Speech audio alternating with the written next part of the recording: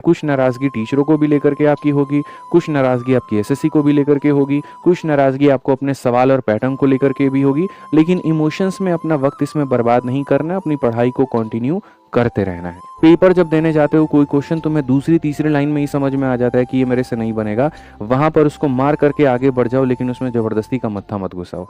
कभी किसी टीचर की बातों को आप लोगों को दिल पे नहीं लेना, हम भी नहीं लेते हैं, आपको भी नहीं लेना। बढ़िया तरीके से अपनी पढ़ाई को करना है, हर जगह से जहां से ज्ञान मिले उसको बटोरना है, सीखना है और अपना सिलेक्शन लेना है। क्या अब पेपर का जो हाल फिलहाल अभी जितने भी हुए उसका थोड़ा ओवरऑल एक रिव्यू दे दूं मेरे भाई यहाँ पर। तो जैसे मैथ्स में जितने भी क्वेश्चंस आए थे उनमें बच्चों का जो एवरेज था वो ये था कि सर 17 से क्वेश्चन हमारे जो है डुएबल थे, रीजनिंग में 18 से 22 क्वेश्चन डुएबल थे, जीके जीएस में 8 से 12 क्वेश्चन डुएबल थे और इंग्लिश में 22 से 24 क्वेश्चन जो है वो डुएबल थे। तो कभी पेपर टफ आता है तो ये नहीं होता कि सिर्फ वो तुम्हारे लिए होता है, ओवरऑल वो सब किसी के लिए होता है, हर किसी के लिए होता है और उसमें ज़्यादा पैनिक करने की सिचुएशन नहीं है। अपने रिवीजन पे, अपने प्रैक्टिस पर ज़्यादा फोकस आपको करना है। अब आगे बढ़ते हैं यहाँ पर। तो आपको क्या करना है, बिल्कुल मेरे भाई यहाँ पर try to control the controllable. ये बड़ी प्यारी लाइन हमने लिखी है कि तुम उस चीज को कभी कंट्रोल कर ही नहीं सकते जो तुम्हारे हाथ में नहीं है, लेकिन जो तुम्हारे हाथ में उसको छोड़ो मत, उसको अपने हाथ से निकलने मत दो, उसको कंट्रोल करके रखो। ठीक है, कंट्रोल करके कैसे रखना है, जैसे तुम्हारा कैलकुलेशन अच्छा है वहां पर तो उसको खराब मत होने दो। जिन टॉपिक्स पे तुम्हारे कंसेप्ट अच्छे हैं यहाँ पर उसको बिखेरो मत, उसका सही इस्तेमाल करो, सही तरीके से करो। पेपर जब देने जाते हो कोई क्वेश्चन तुम्हें दूसरी तीसरी लाइन में ही समझ में आ जाता है कि ये मेरे से नहीं बनेगा, वहां पर उसको मार करके आगे बढ़ जाओ, लेकिन उसमें जबरदस्ती का मत्था मत घुसाओ। सारे क्वेश्चंस को करने के बाद में आकर के उसको करना, यही तुम्हारी ताकत है।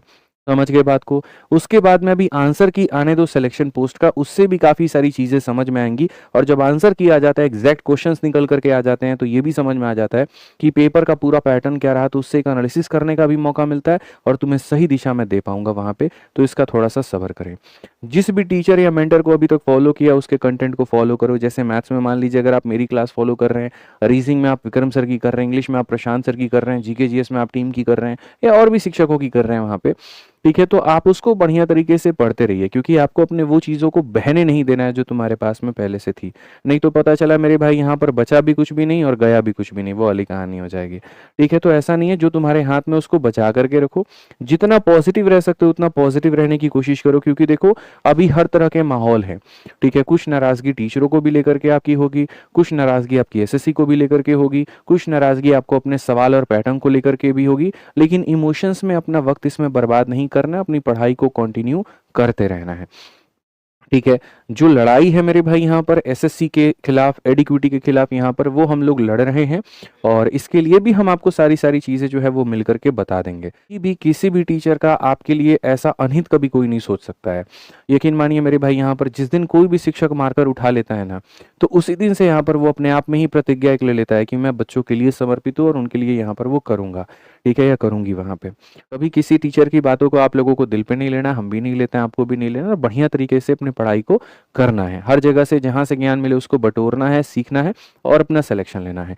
ठीक है, बढ़िया से पढ़ाई करो, बढ़िया से सारी चीजें करो भाई। ठीक है, मैं तुम्हारे साथ में हूँ। कोई भी चीज चाहिए ना, कमेंट बॉक्स में बताओ। नोटिफिकेशन के बारे में जानकारी चाहिए, भाई खड़ा है। पढ़ाई चाहिए, गाइडेंस चाहिए, भाई खड़ा है। जो भी चीज चाहिए तुम्हारे साथ में, तुम्हारा भाई खड़ा है। तुम बस पढ़ो, तुम बस सिलेक्शन के लिए काम ना करो, मैं तुम्हारे साथ हूँ। मैं हर चीज तुम्हारे लिए तैयार करके ला करके दूंगा, बस तुम्हें पढ़ना है। आदित्य रंजन आपके साथ हैं, मरते दम तक हैं और मरते दम तक रहेंगे। ठीक है, बस इस बात को ध्यान रखिए। खुश रहिए, मस्त रहिए, जीवन में बहुत कामयाब बनिए, बहुत आगे बढ़िए। आज के लिए इतना ही, बहुत बहुत धन्यवाद। पसंद आए तो वीडियो को लाइक और चैनल को सब्सक्राइब जरूर करिएगा। Thank you.